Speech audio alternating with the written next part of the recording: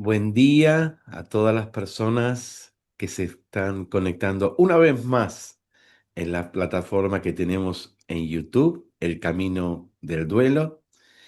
Y hoy con un encuentro con una amiga de hace muchos años, no vamos a decir cuántos, pero parece ser que más de 20, con la doctora Marisa Magaña. Ella está en España y nos va a contar desde el Centro de Humanización de la Salud San Camilo eh, sobre la escucha.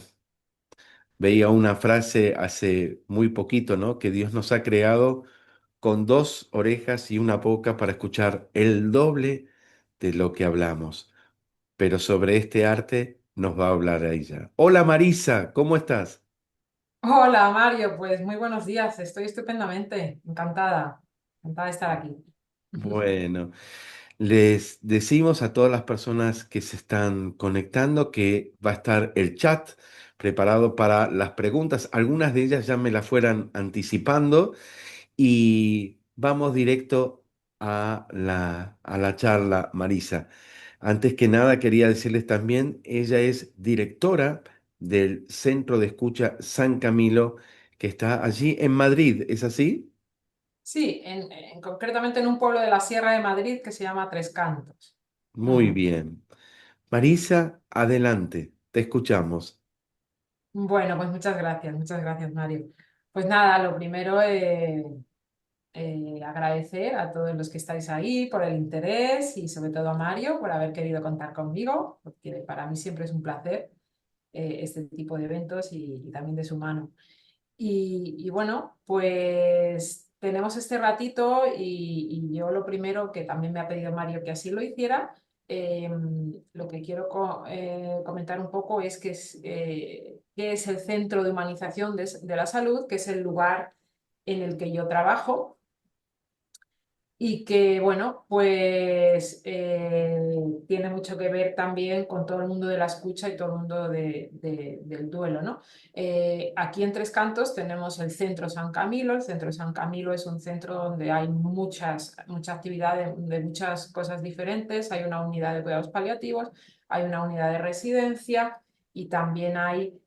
pues es un centro de escucha. Un centro de escucha es un lugar donde de manera gratuita con voluntarios, donde la mayoría son psicólogos o son máster en intervención en duelo, en counseling, etcétera, pues ayudan de manera desinteresada a personas que están atravesando una situación de sufrimiento, ¿no? El Centro de Humanización de la Salud, que también está aquí ubicado, pues realmente trabaja, pues como dice la misma frase, ¿no?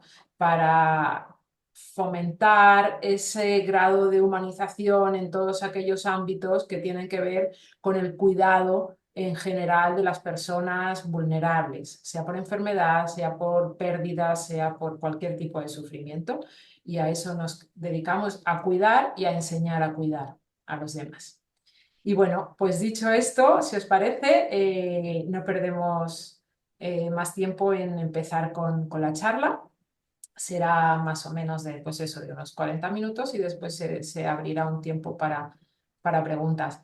Si os parece, Mario, voy a compartir pantalla porque tengo una presentación de PowerPoint y desde ahí Adelante. empiezo a hablar. Estupendo. Vale.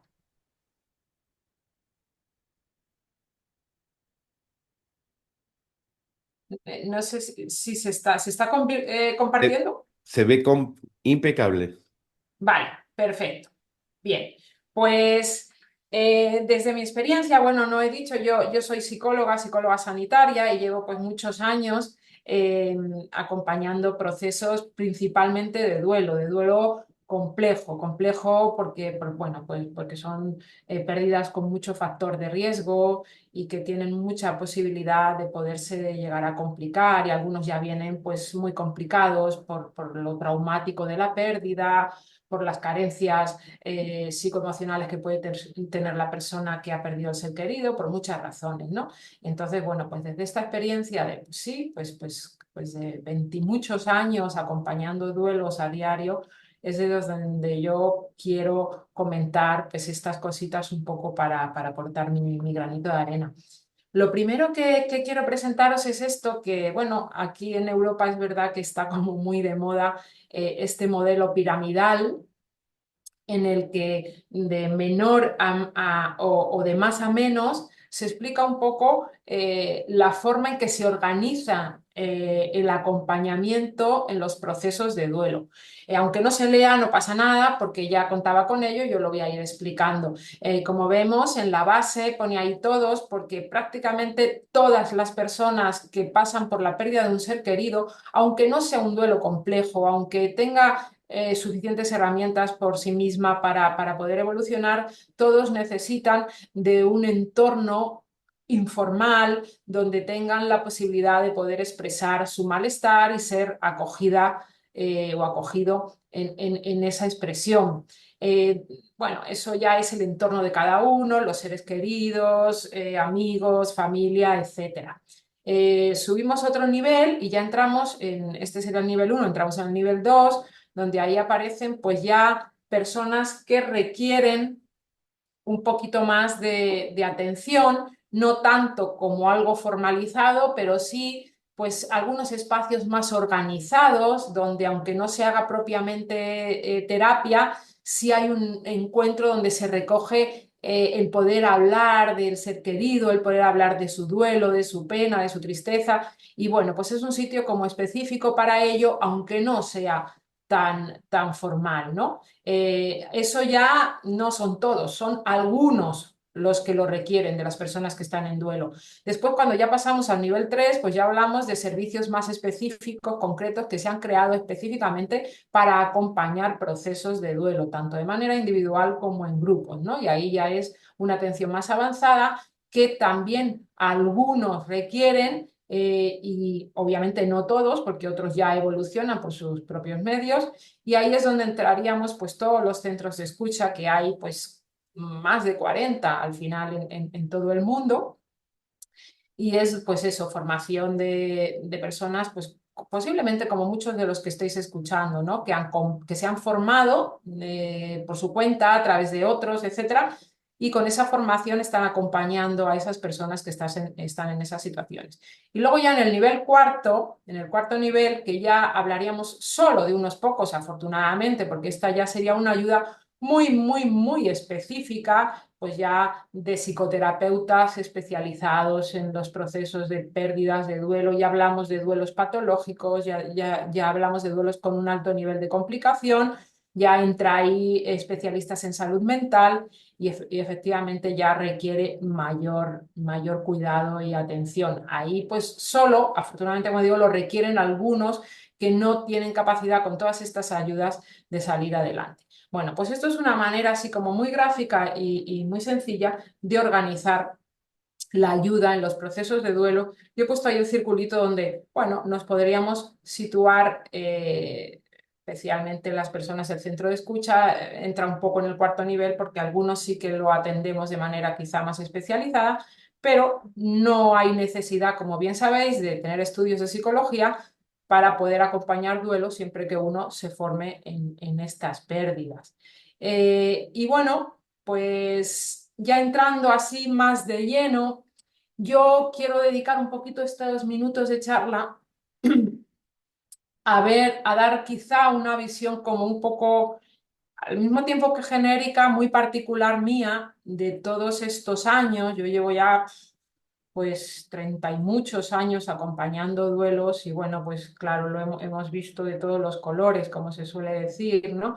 Entonces, pues bueno, al final, por ensayo y error muchas veces, son ellos, las personas que están en los procesos de duelo, los dolientes, los que te van enseñando qué es lo que necesitan, qué es lo que les viene bien y desde esa humildad de la mirada de dime tú si esto te ayuda o no te ayuda, que eres el que lo está viviendo, pues es desde donde yo he intentado ir aprendiendo y ahora es desde donde quiero compartir esto. Si yo tuviese un poco bueno, que definir casi un poco con mis palabras que no son mías, que son de todas las cosas que he leído a lo largo de todo este tiempo, lo que es un duelo, pues por ejemplo lo podría decir así. Cuando muere un ser querido, el impacto emocional, social, psicológico, espiritual, es tan grande que se produce un desequilibrio en todas las dimensiones de la persona. Entonces, desde este desequilibrio en todas las áreas, incluso la valórica, ¿no? En todas las áreas de la persona, podríamos llamar duelo a ese tiempo que la persona tarda en restablecer ese equilibrio en todas esas dimensiones para poder continuar con la vida diaria con cierta estabilidad, tanto a nivel mental, cognitivo, como de emociones. Siempre se ha dicho que un duelo es para toda la vida. No quiere decir que estés en duelo toda la vida. Lo que quiere decir es que obviamente esa huellita, esa cicatriz, esa pequeña herida, digamos, esa ausencia, se queda residual, se queda ahí porque, y aprendes a vivir con ello, y aprendes a disfrutar también con ello, pero desde luego se queda ahí.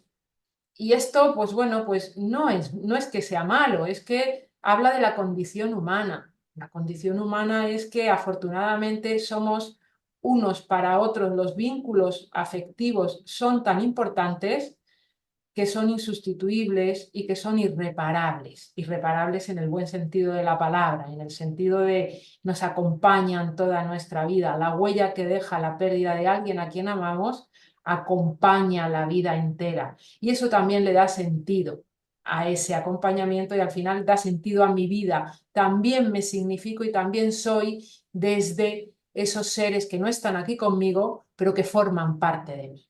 Entonces es bonito que nos acompañen también el resto de nuestra vida, siempre y cuando ese acompañamiento no nos hunda, sino que nos ayude y bueno, nos dé cierta fortaleza para seguir adelante en lo que nos toca seguir emprendiendo en la vida. Bueno, podríamos decir también que es un proceso en el que se entra de manera espontánea. ¿Qué quiere decir esto de espontáneo? Uno no elige, ahora voy a entrar en duelo. A uno le llega ese sentir, esa forma de estar y cae en él, ¿no? De alguna manera. Tras sufrir una pérdida siempre significativa, porque si no, obviamente no hay duelo, y su vivencia provoca emociones, comportamientos que aunque son personales y únicos, porque están definidos por los rasgos de personalidad principalmente, pues también tienen cosas colectivas, ¿no? Que nos unen como seres humanos que somos todos.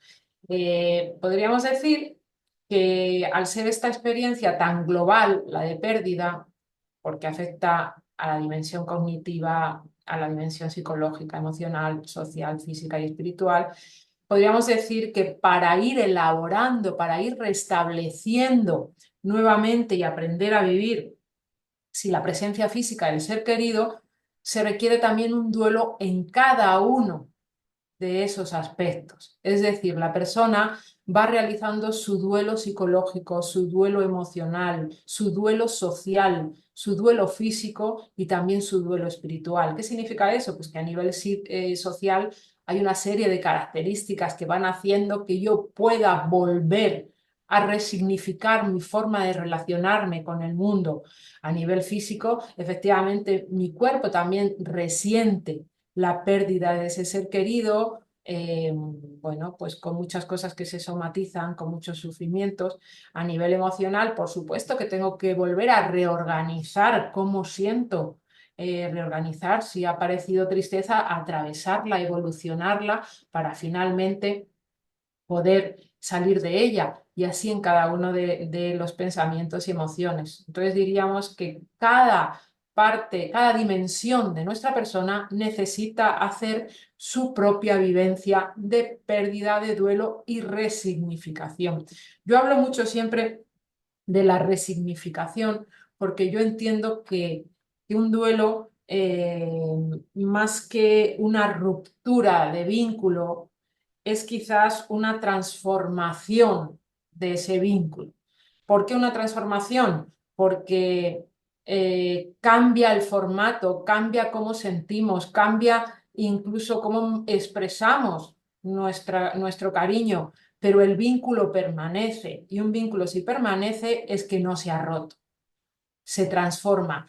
¿De qué manera se transforma? Pues claro, somos seres de cuerpo, de carne, de 3D, entonces hemos aprendido a relacionarnos, hemos aprendido a querer hemos aprendido a estar y a sentir a los demás desde el cuerpo. Y claro, ahora tenemos que empezar a hacer esa transición de ir renunciando a lo perceptivo, a ver, oír, escuchar, tocar, oler, para ir sintiendo desde lo no perceptivo. Los seres humanos, especialmente, pues, no sé, quizá aquí en la parte occidental, por lo menos, nos cuesta muchísimo trascender a lo perceptivo, trascender al cuerpo para poder sentir desde lo espiritual, para poder sentir desde la rememoración, desde los recuerdos. Por eso se requiere tanto tiempo, porque al final, y esto es algo que a mí me aparece mucho en las sesiones, hay personas que te dicen, es que yo no logro mm, poder tener ese sentimiento de presencia que algunas personas dicen, ¿no? Como que siento que sigue conmigo. Claro, porque para poder llegar a ese sentimiento de presencia necesitas renunciar a lo físico.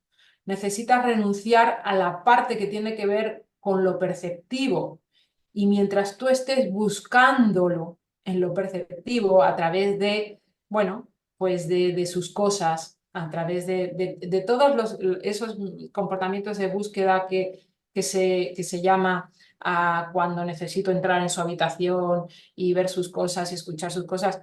Claro que al principio lo necesitamos, claro que sí, porque no podemos hacer una transición de un vínculo a otro tan rápida. La evolución, el sufrimiento también tiene un tiempo, también tiene un proceso y hay que ir poco a poco. Entonces, es bueno esas pequeñas, digo yo, muletas, ¿no? Que uno tiene, ayudas que uno tiene para ir evolucionando, mecanismos de defensa que acompañan en los momentos más difíciles, porque sin ello no se sostendría la persona con lo que le ha ocurrido, ¿no? Entonces necesita seguir con lo físico. Parece que lo tengo porque lo escucho en el móvil, porque toco su ropa, porque huelo su perfume y parece que lo sigo teniendo. Y en eso me apoyo para poder seguir aprendiendo a vivir sin necesidad de tenerlo. Entendemos, ¿no? Desde tenerlo me acompaño y me ayudo para aprender a no tenerlo, ¿no? Hasta que ya, bueno, pues como los niños en esas etapas evolutivas de las que nos habla Bowlby, que ya cuando sabe que lo tiene, sabe que la mamá, que el papá están ahí seguros, entonces se atreve a irse lejos y explorar el mundo, ¿no? Pues cuando ya tenemos al ser querido dentro de nosotros, no necesitamos estar rodeada de todas sus cosas para sentir que sigue con nosotros, ¿no? Hemos trascendido lo físico porque hemos madurado, nos hemos hecho grandes también en esto, ¿no? Como los niños en sus etapas.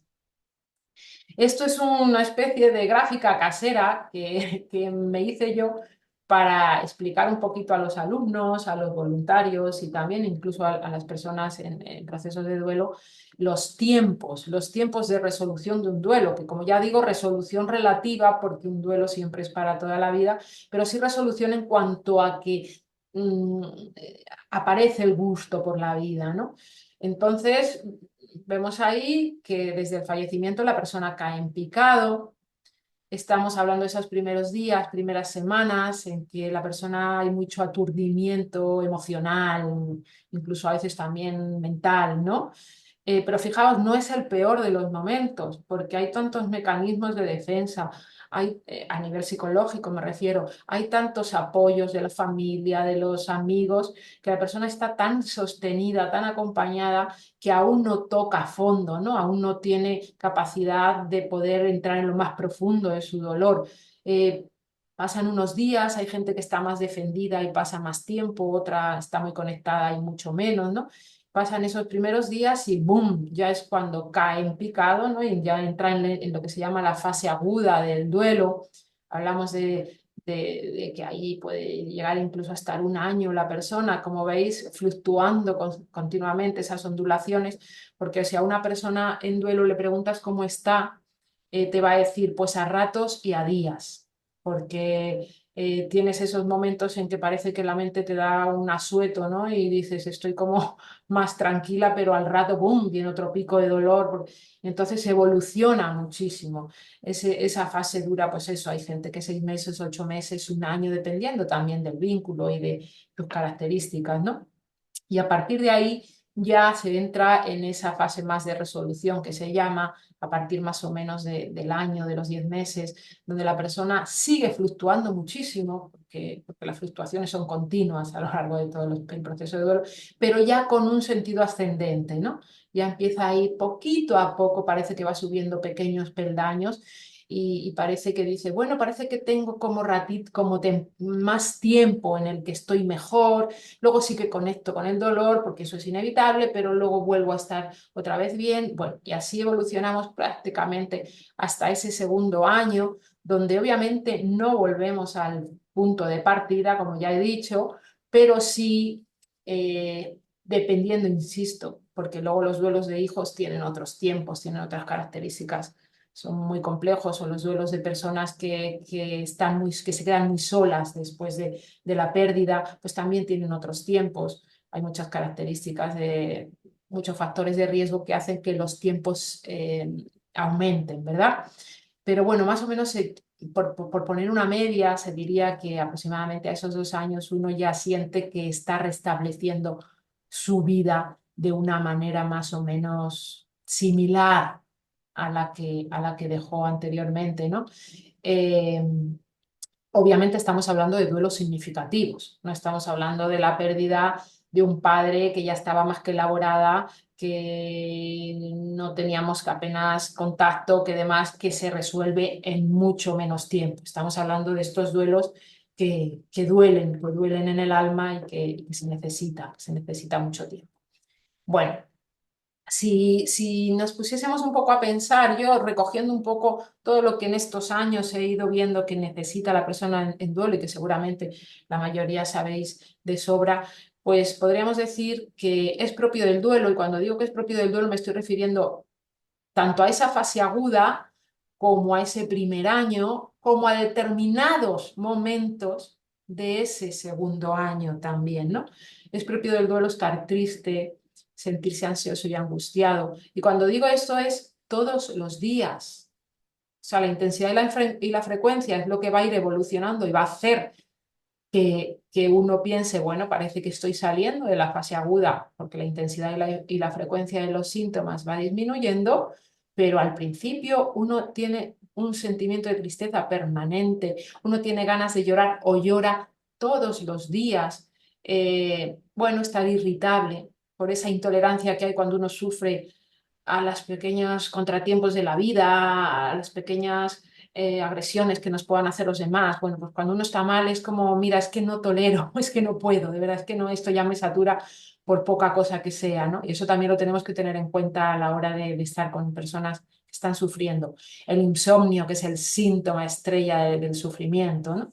Ese no poder pegar ojo, que siempre se dice que el duelo es mejor no medicarlo si es que no se necesita, pero que por lo menos para el insomnio sí, al menos durante un tiempo, porque hace mucho daño el estar mucho tiempo sin descansar, ¿verdad? Tener dificultad para concentrarse, el no poner la atención en lo que hago, y eso me hace que piense, madre mía, a ver si me estará yendo la cabeza, a ver si estoy empezando a desarrollar un Alzheimer.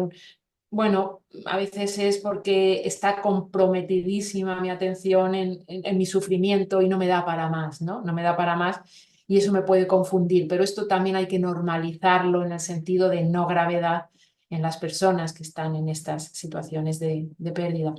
Recordar reiterativamente a la persona fallecida, lo necesita hacer nuestra mente para poder ir evolucionando. Al principio es como un pensamiento casi obsesivo del ser querido, pero esta es un reajuste neurológico, es un reajuste psicológico para poder ir saliendo de aquí. Entonces tampoco hay que luchar contra ese pensamiento obsesivo.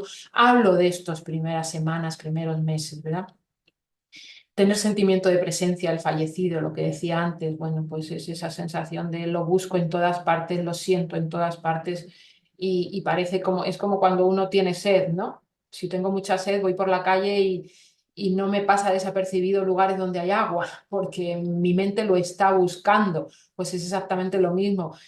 Parece como que cualquier cosa me recuerda a mi madre, ¿no? Ese peinado, ese olor, esa ropa, porque mi mente lo busca desesperadamente. Pero así es como va aprendiendo a conformarse sin encontrarlo, ¿no? Tiene que ir poquito a poco. Bueno, ese preferir estar solo, que ahora hablaremos también, ese buscar al fallecido, que lo hemos comentado antes, en sus cosas, en sus olores, en sus recuerdos, en los lugares que frecuentaba. Y ese pensamiento intrusivo, obsesivo de que viene, viene, viene y no consigo dejar de pensar en ello. Y como eso es propio del duelo, pues, ¿qué necesita? ¿Qué necesita una persona? Y aquí es donde entramos nosotros, los que acompañamos procesos de personas que están sufriendo por la pérdida de un ser querido, a ver desde dónde podríamos sostener, ¿verdad? Bueno, durante el tiempo del duelo, el doliente necesita, sobre todo, sobre todo y por encima de todo, ser sostenido en la expresión de su dolor, sea esta cual sea, aunque ésta sea desde el enfado, aunque ésta sea desde la culpa, aunque ésta sea desde... eh, bueno, el victimismo de cuánto sufro. Inicialmente, y esto lo insisto yo mucho en el máster, los alumnos, inicialmente son funcionales estos sentimientos y estas emociones, porque uno puede pensar, hay que ayudarle a que salga de esa culpa, hay que ayudarle a que salga de ese enfado, porque esto le va a consumir y le va a hacer mucho daño. Claro que hay que ayudarle a que salga de ese enfado, pero en su momento y en su tiempo. Porque si inicialmente, desde que la persona, si la persona acaba de perder al ser querido y se instala en una culpa o se instala en un enfado, es porque solo desde ahí tiene capacidad de poder sostener lo que le ha ocurrido. Entonces hablamos de un sentimiento, de una emoción con una función, es decir, que tiene un sentido funcional y por tanto es adaptativa y está ayudando a que pueda salir. La mayoría de las veces, según van pasando las semanas, la persona evoluciona y sale de esa culpa, porque solo era adaptativa, solo era para hacer la transición, o sale de esa rabia. Otras veces no. Y entonces ahí es cuando decimos, ya ha dejado de ser adaptativa para convertirse en algo patológico, en algo disfuncional, y entonces tenemos que empezar a trabajar esa culpa, a trabajar ese enfado con ese drenaje, con la curva de hostilidad entera, y bueno, pero eso es otro tema, y todas las demás cosas del manejo emocional. Pero inicialmente, porque además, como la persona en ese momento no tiene capacidad de poder salir de ahí, si nosotros le confrontamos, lo que le vamos a generar es encima mayor malestar al darse cuenta de que no puede salir de algo que nosotros le estamos diciendo que no le está viniendo bien. Y eso es lo peor que podemos hacer para ayudar, igual que animarle a salir, igual que todas esas cosas que ya sabemos. Eh, Hablar de primero las enumero y luego entro 2 minutos en cada una. Hablar de la pérdida, narrar, testimoniarse. A veces incluso estoy haciendo una especie de denuncia social porque yo sufro mucho y necesito la resonancia del otro. Que el otro diga, pues qué injusto, claro que sí, porque desde esa empatía mucho más de tercer grado, ¿no? En la que ya uno entra vibrando y resonando con el dolor que tiene el otro, es de donde se sanan, desde donde se sanan, porque más que la información, el sufrimiento humano necesita un marco de seguridad afectiva, de que te recojan afectivamente. Eso es lo que verdaderamente sana. Por eso, ahora que está viniendo lo de la inteligencia artificial, dime tú a mí qué vínculo afectivo hace, que es el que sana, hace una máquina, ¿no? Esos silencios intuitivos, acoger las ambivalencias, pues no sé cómo lo van a hacer, pero desde luego parece que de momento es bastante insustituible el acompañamiento del ser humano. Aislarse del mundo, porque el mundo nos resulta indolente, ¿no? El mundo entero tendría que estar llorando. Yo no puedo soportar, sostener la alegría de los demás cuando yo estoy sumido, ¿no? Bueno, pues eso hace que yo necesite mi aislamiento. Poder manifestar las debilidades, no solamente el venga para arriba que tú puedes, bueno, o no puedo, y quizá este es el momento en poder manifestar bueno, estas debilidades, estas vulnerabilidades mías que también forman parte del ser humano y que también nos hace grandes el poder manifestarlas y que otros nos las acojan. Manifestar sentimientos no tan bien vistos, porque vale, la tristeza muy bien, pero cuando uno lo que siente es alivio, cuando uno lo que siente es envidia, bueno, pues uno no elige lo que siente, ¿no? Está ahí y si los demás me lo desautorizan, bastante ya me lo estoy desautorizando yo, ¿no? Porque las personas por lo general cuando sienten alivio o envidia se desautorizan ese sentimiento diciendo, es que me siento mal por, bueno, pues ayudarles a entender que eso posiblemente también tenga que ver con su proceso evolutivo y responda a algo que seguramente es muy sano también.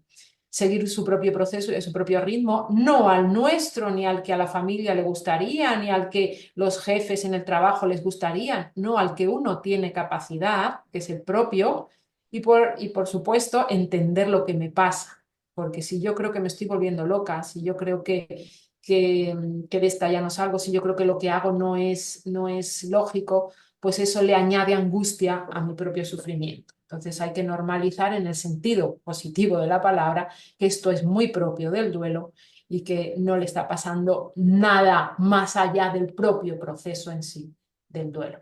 Bueno, pues como decía antes, ser sostenido en la expresión del dolor. Eh, la narración. La narración es absolutamente fundamental. Mientras una persona se está narrando, mientras una persona se está narrando, está volviendo a reorganizar su identidad. Esto que decíamos que se ha descabalado todo a nivel social, a nivel espiritual, a nivel mental, yo me tengo que volver a reconstruir porque esto me ha zarandeado todo. A, yo tengo que volver a resignificar la vida entera en mi propia persona. Entonces necesitamos reorganizar la identidad y la reorganización de la identidad requiere de la narración, requiere del relato. Porque mientras yo te lo estoy contando a ti, en realidad también me lo estoy contando a mí y me estoy enterando yo de lo que estoy narrando. Cuando nosotros pensamos en revolutum, ¿no? Pero luego cuando tenemos que ponerlo en palabras, en alto, es cuando organizamos, cuando estructuramos, cuando vamos más allá de lo consciente, vamos a lo subconsciente, vamos a estas expresiones de ahora que lo pienso me doy cuenta que, claro, hay tomas de conciencia mientras estamos organizando nuestra narrativa. Se comparte el peso de la carga emocional, se siente reconocido el otro en el dolor. Eso ya es terapéutico y hace que yo mientras me escucho diciéndolo, empiece yo también a resonar emocionalmente, porque me lo escucho decir. Entonces va también de fuera a adentro, no solo de dentro a afuera.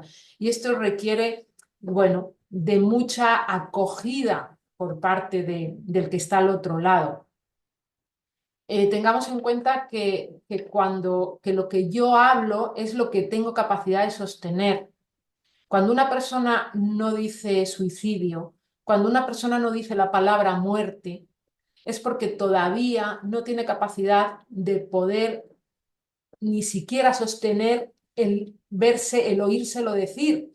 Entonces, claro, es una ventanita que nosotros nos abre el otro a saber hasta dónde tiene capacidad de ir asimilando lo que le ha ocurrido su propia narración. Por eso tiene todo un arte. Yo soy muy fan de la terapia narrativa porque nos habla tanto de la otra persona, de en qué momento evolutivo está. Nada tiene que ver una narración de los primeros días con cómo se van narrando su propio duelo al mes, a los 2 meses, al año.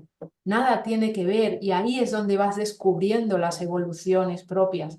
Y luego además, por otra parte, madre mía, perdón. Y luego además, por otra parte, eh,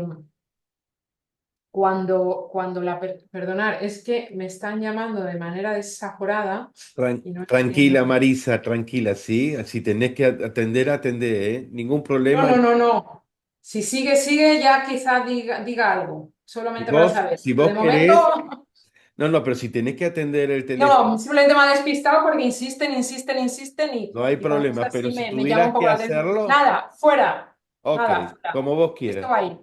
Seguimos. estábamos hablando de la narración y estábamos hablando de lo importante que es entender que, a ver, yo siempre digo esto y a mí me ayuda mucho, todos tenemos un psicoterapeuta interno, todos tenemos eh, esa voz interior que nos ayuda a manejar a nuestra manera las cosas difíciles que nos están pasando.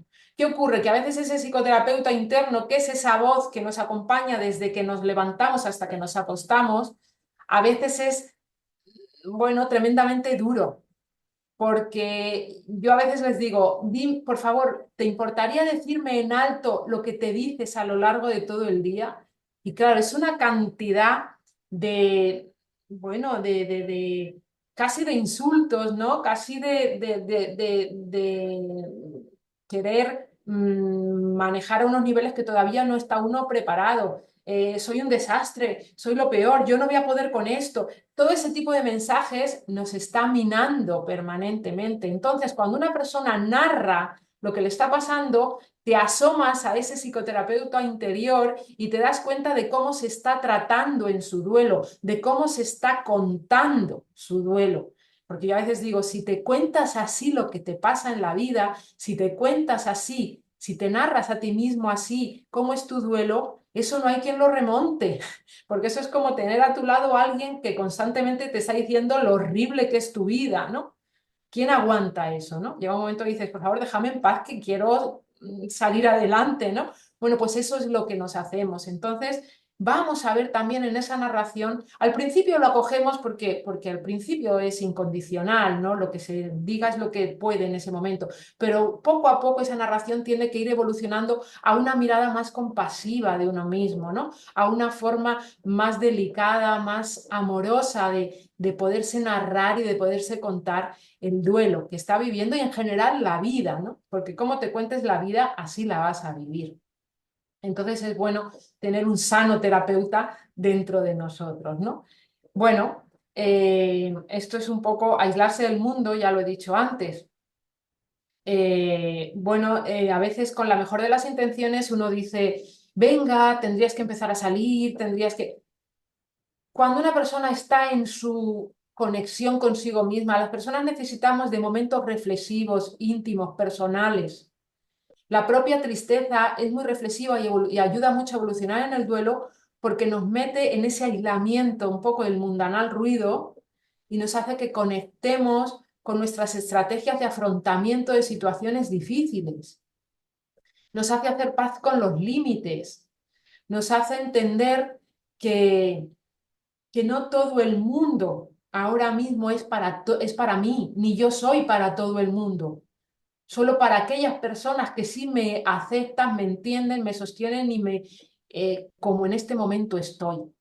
Entonces dejemos que la persona viva sus tiempos.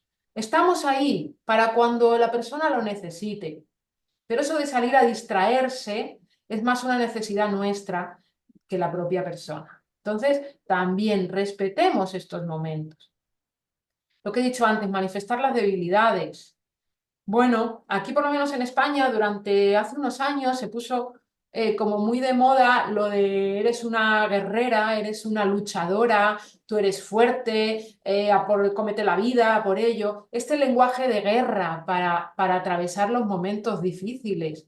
Esto es muy agresivo desde mi punto de vista, ¿no? Yo creo que no se trata de ganar batallas, se trata de acompañar y de aprender a vivir en una situación que es dura, eso sí, pero no estamos ganando batalla porque entonces vivimos a los demás como enemigos y vivimos la vida como un campo de batalla, ¿no? Entonces yo entiendo que una cosa es que tú transmitas que percibes cosas positivas en en la persona, que claro que sabes que tiene unas fortalezas, pero que las irá manejando en función de sus necesidades y que muchas veces desde esa vulnerabilidad es de donde salen las mayores fortalezas y para eso también hay que atravesarlas y acompañarlas. Y esto me gusta mucho decirlo porque con la mejor de las intenciones a veces tenemos esa cultura un poco y a veces ponemos una pesada mochila en los hombros del otro que en este momento bastante tiene con cargar con su propio dolor para también tener que hacer frente a lo que los demás esperan de él, y lo que los demás esperan es que ya salga adelante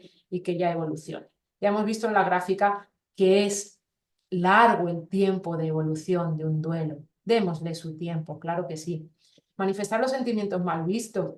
Bueno, mal vistos, que no son malos sentimientos. Lo que pasa es que socialmente nos cuestan. La envidia. Bueno, pues la envidia es un reajuste psicológico.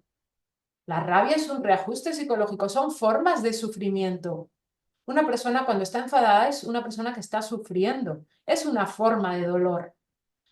Entendámoslo así, aprendamos a verlo así, porque así no juzgaremos, porque enseguida es como, pero ¿desde dónde está? Bueno, pues la rabia es cuando uno no se sostiene en la vulnerabilidad de la tristeza y siente que necesita la energía del enfado para poder sostenerse. Bien, pues desde ahí le vamos a acompañar incondicionalmente y entendamos que no es hacia nosotros, que es hacia la vida, que es hacia su propio dolor, ¿no? Entonces, desde ahí, pues que vaya evolucionando, nosotros lo sostenemos. Obviamente no lo alimentamos, pero sí lo sostenemos. Esto también querría decirlo. Una rabia que se va manteniendo más allá de los primeros meses es una rabia que la propia persona se está retroalimentando. Una tristeza que no evoluciona en un año, que no evoluciona en año y pico, es una tristeza que la propia persona se está retroalimentando. ¿Por qué se retroalimentaría? No sé si se entiende el concepto retroalimentar. Es como que yo me lo alimento, como que yo me voy nutriendo ese enfado, esa rabia, y entonces nunca salgo de él, ¿no? ¿Por qué alguien haría eso? Bueno, pues por muchas razones, porque a veces tiene un componente de ganancia secundario, porque a veces uno dice, es que me muero de miedo y ya he aprendido a relacionarme con el mundo desde mi duelo, y los demás me cuidan y los demás me toleran, y salir de ahí y volver a coger las riendas de la vida me da pánico, y uno inconscientemente se sigue retroalimentando ese tipo de emociones. Eso sí lo tenemos que ver para ayudarle a que tome conciencia de que eso a la larga le va a desgastar y le va a enfermar posiblemente. Por eso desde la narración vemos de qué manera se está retroalimentando. Si cada vez que yo me levanto empiezo a decir, pero qué asco de mundo, pero qué asco de vida, y fíjate y fíjate, yo no voy a salir de esa rabia, porque las emociones primarias, como es una rabia, tienen un tiempo corto de evolución. ¿Por qué? Porque nuestro cuerpo no está diseñado para poder sostener semejante desgaste energético como supone la rabia. Entonces hace bueno, lo que es la campana de Gauss, ¿no? Hace una curva y salimos. Puede ser que esté una semana, dos, tres, un mes, 2 meses, 3 meses, pero más allá de eso, o hay algo que lo está de alguna manera alimentando, o soy yo misma la que lo estoy alimentando, porque si no hubiese salido de ahí. Lo mismo ocurre con otro tipo de cosas como la culpa, como entonces vamos a identificar si se mantiene el tiempo, qué es lo que lo está alimentando, qué ganancias está consiguiendo la persona, aunque sea inconscientemente, que está haciendo que le parezca preferible, no mejor, porque mejor es todo es dolor, ¿no? Pero que le parezca preferible estar así que estar fuera de esto, ¿no? La emoción más evolutiva que existe por excelencia, aunque al principio todas lo son, insisto, es la tristeza. La tristeza es evolutiva, la tristeza es adaptativa, es reflexiva, nos lleva a entender, nos lleva a hacer paz, nos lleva a de alguna manera aprender a frustrarnos, y solo desde esa frustración podemos evolucionar hacia la no frustración. Bueno, no sé cómo voy de tiempo, imagino que mal, ¿no? Bueno, pues voy a terminar súper deprisa. No, no, tranquila, llévalo como vos quieras, ¿sí? No, que bueno, pero que quiero decir, que voy a ir sin enrollarme demasiado en cada concepto. Yo Eh, lo que te puedo decir que se están agregando más personas desde todo el mundo, ¿eh? Recién sí, estaba mirando el celular y hay un chat. Hay personas, por supuesto, de acá de Argentina, de España, muchas de Colombia que te están siguiendo. qué Eh, bueno. Así que hay mucho interés. Se nota que que sabes mucho sobre el duelo, pero también estás contando de tu experiencia, de todo lo que vos Claro. has acompañado y es Mm. riquísimo. Así que Mm. adelante. Pues muchísimas gracias por los ánimos, Mario. Eso me da ahí gasolina. Bueno, esto ya lo he hablado, seguir su proceso y a su propio ritmo. Hemos visto la curva de, bueno, la gráfica que he puesto al principio de que el primer año es un tiempo de adaptación pura, porque es la primera vez de todo, el primer aniversario, el primer cumpleaños, las primeras navidades, el primer verano, el primer todo. Y entonces, claro, yo cuando estoy acompañando a las personas, cada dos por tres vienen mal y me dicen, es que justo mañana es cuando, y a la semana siguiente, es que pasó mañana hace un tanto, y yo digo, claro, es que ahora son todos los aniversarios, todas las primeras veces sin el ser querido. Y cada una de esas primeras veces es un dolor y es volver a caer. Pero eso es importante entender que son picos de duelo. ¿Qué significa que son picos de duelo? Que de la misma manera que se sube mucho en intensidad y frecuencia de dolor, se tarda poco en volver a esa estabilidad. ¿Por qué? Porque no es que he retrocedido, no estoy peor. Mucha gente dice, estoy peor que al principio. Sí, porque al principio no se está tan mal, luego se cae en la fase aguda y ahí sí se está peor, pero dentro de la fase aguda no hay momentos en los que dices, y ahora estoy todavía peor. No, son momentos puntuales, no ha involucionado tu duelo. Son momentos puntuales porque son picos de duelo que te van a ir acompañando, que nos van a ir acompañando en todo el proceso. Son conexiones que hacemos, bueno, pues cosas muy evocadoras, como es un aniversario, como es un olor del ser querido, como todas estas cosas, ¿no? Entonces, respetemos los ritmos, no hay prisa, no hay prisa. Las bajas laborales. Es que me dicen que como es que estoy medio bien, claro, pero ¿por qué estás medio bien? Porque estás en un ambiente protegido que es el de tu casa, rodeada de gente que te quiere, con tus seres queridos. Sal de ese ambiente. Esto es como, estoy convaleciente de una enfermedad y claro, en mi casa dando paseitos por el pasillo, digo, jolín, pues qué, perdón que se me ha saltado, qué bien estoy. Claro, pero sal a la calle y hazte una caminata, verás que no estás tan bien. Pues esto es exactamente lo mismo. Ponte en un ambiente no tan acogedor, no tan facilitador. Te darás cuenta que tu duelo sigue ahí muy, muy incipiente y por eso necesitamos ese tiempo de cura. Claro que sí, faltaría más y eso también hay que entenderlo a nivel laboral. Eh, vale. Algunos duelos se complican, algunos duelos se complican. ¿Por qué se complican algunos duelos? Pues porque por muchas razones, pero muchas veces tiene que ver con, hay una claudicación interior. Es que no siento que vaya a poder vivir sin el ser querido. Yo siempre digo que hay un clic en la cabeza cuando pierdes a un ser querido, por importante que fuera la persona, por importante que fuese el vínculo, hay un clic. Y como la persona no haga ese clic, es muy difícil que la persona evolucione ese duelo. Es ese clic de, me duele muchísimo, estoy fatal, pero quiero salir adelante, pero quiero seguir viviendo. A lo mejor no se expresa de esa manera, pero hay una intención de evolucionar. Pero es que a veces eso no está. A veces la persona dice, a mí ya no me compensa la vida. Y entonces, ¿qué hacen? Instalarse en el duelo y hacer del duelo su forma de vivir, su forma de sentir, su forma de estar en el mundo y su forma de relacionarse con el mundo. Y aunque parezca mentira, es su zona de confort.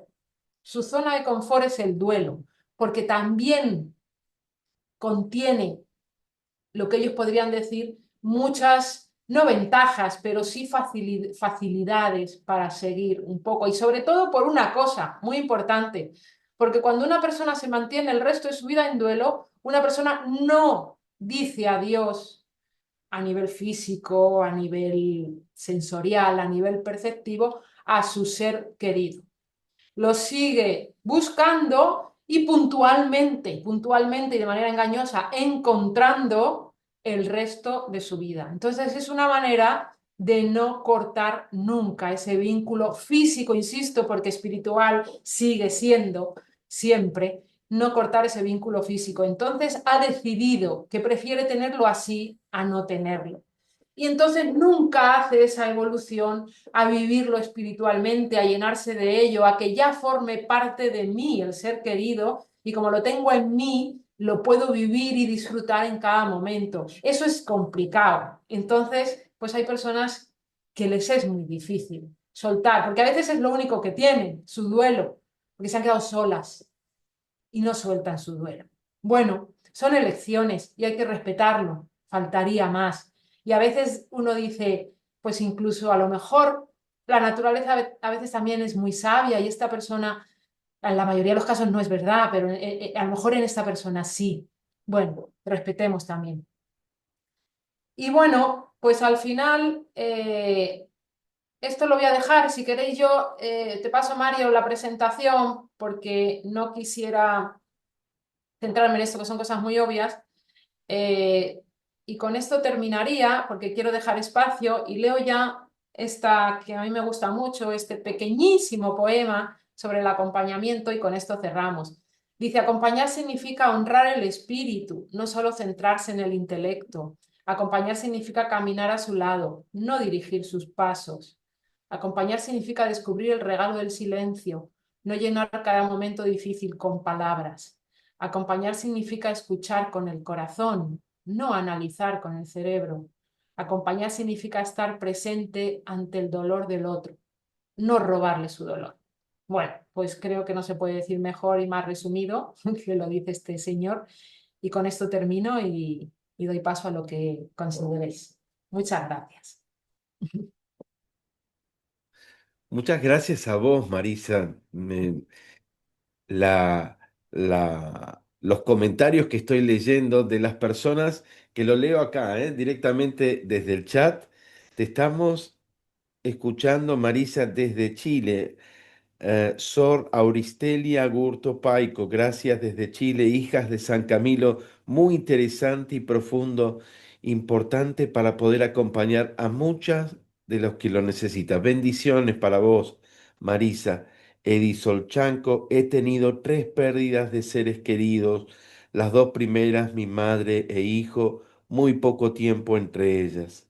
Eso más Gracias. de 19 años. Hay muchos mensajes, Marisa, desde Colombia, desde acá, desde la Argentina. Muchos cariños para vos, Marisa? Oh, pues me está llenando el corazón, de verdad que Vamos. sí, yo lo devuelvo con creces. Sí, sí, sí. Porque a mí también me sale ese cariño. Muchísimas gracias, de Hay verdad, de muchos corazón. saludos desde Perú, desde Chile, desde Córdoba, acá en Argentina. Muchos, muchos mensajes.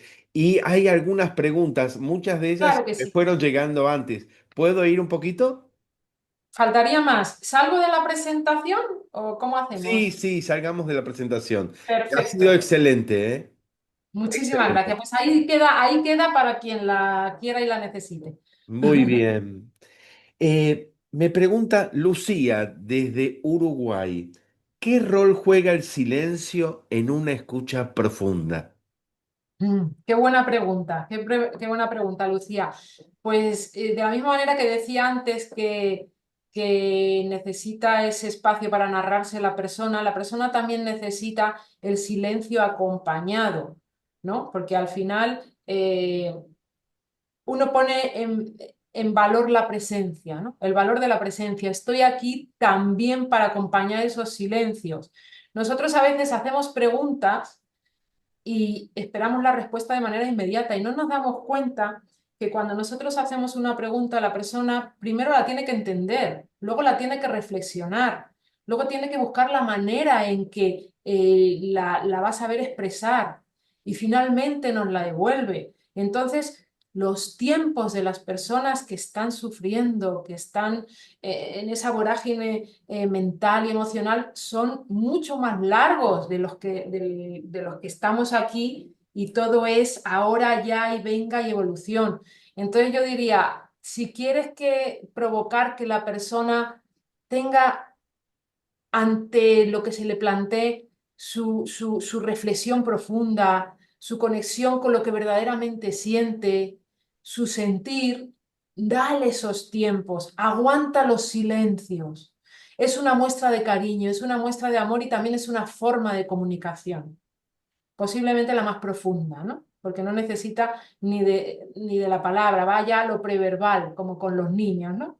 Yo te acojo por lo que eres, no por lo que digas o por lo que hagas. Mm. Fundamental. Muchas gracias, Marisa. Voy a otra desde acá, desde Argentina. Felipe. Felipe me escribió y me dice, Marisa, ¿qué errores comunes cometemos cuando creemos que estamos escuchando? Bueno, claro, pues es que yo creo que son tantos, por lo menos yo cometo tantos. Muchas veces mientras estoy escuchando, o esto me pasaba mucho al principio, luego me pasa un poco menos porque trato de corregirlo, porque ya digo que por ensayo y error se va aprendiendo mucho. Muchas veces te descubres analizando la respuesta que vas a decir, ¿no? Y dices, ahí va, que me he perdido parte de todo esto tan importante que me estaba diciendo porque le quiero decir algo que realmente le saque de ahí y tal. Entonces yo diría que el error principal es la dificultad que solemos tener de hacer silencio mental. De hacer silencio mental es no estoy en lo mío, estoy en lo tuyo al 100%. Qué difícil, ¿no? Y no estoy en cómo yo me estoy sintiendo, cómo a mí me está afectando, sino que no solo te veo y te escucho, sino que también veo todo ese lenguaje no verbal que también me habla tu cuerpo y cómo te pones tenso en este momento y cómo se te llenan los ojos de lágrimas cuando hablas de tu madre, aunque no sea la persona que ha fallecido, en fin, todas esas sutiles informaciones que si no tienes silencio mental las pierdes y son tan ricas que es una pena. Pero esto se entrena también. Y con la práctica, como decís vos, y el prueba y Sí, error, ¿eh? Lo que muchos tal cual. Toma de conciencia y práctica. tal cual. Esto ocurre muchas veces cuando terminamos de escuchar a la persona, qué macanazo que dije, ¿por qué no me callé la boca, ¿no? En muchas de Claro, las cosas. Bien, voy a claro. una más. Teresita, de acá, de Argentina. ¿Qué implica escuchar a alguien cuando no podemos solucionar su problema? Muchas veces tenemos esa ansiedad de decir, bueno, ¿cómo te ayudo? ¿Cómo lo soluciono? Pero sabemos que no se trata de solucionar. Claro, claro, ahí es un poco, mientras la persona está narrando su dolor, mientras está compartiendo, de alguna manera está aprendiendo a tolerar lo que le ha ocurrido, porque todo aquello que no se puede solucionar se tiene que acompañar, y acompañar significa compartir dolor, compartir sufrimiento y sobre todo ayudarle a que si yo me quedo instalada en que solo voy a evolucionar cuando algo se resuelve y desaparece, pues obviamente me estoy retroalimentando mi frustración y me estoy quedando enganchada en, claro, como un duelo no tiene solución en el sentido de que no me van a devolver a mi ser querido, entonces tengo que estar el duelo el resto de mi vida. No, no, no, no, no, porque se aprende a vivir con ello y eso significa que duele menos, que cuando ya pienso en el ser querido, casi lo siento como una bendición, pero para todo eso, para que llegue todo eso, está más que demostrado que irlo hablando, que irlo compartiendo, que el otro reconozca cómo es de grande tu dolor, que te ayude a decirte las cosas de una manera que te ayuden a ver la gracia del ser querido en lugar ¿no? Un poco de esa resistencia a buscar pensamientos que me ayuden a sostenerme o a buscar pensamientos que son agradables sobre el sistema. Es decir, que la forma de pensar al ser querido, que la forma de pensarme yo sin el ser querido es la que va a hacer el clic para que finalmente yo sí resuelva.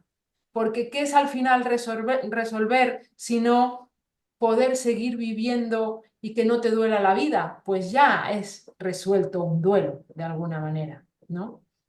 Bien, bien, Marisa, sigo leyendo las Ujú. preguntas que tenía de antes y todas las muestras de cariño Sí, hacia vos, ¿eh? Creo que muchas también gracias. está bueno poder escucharlo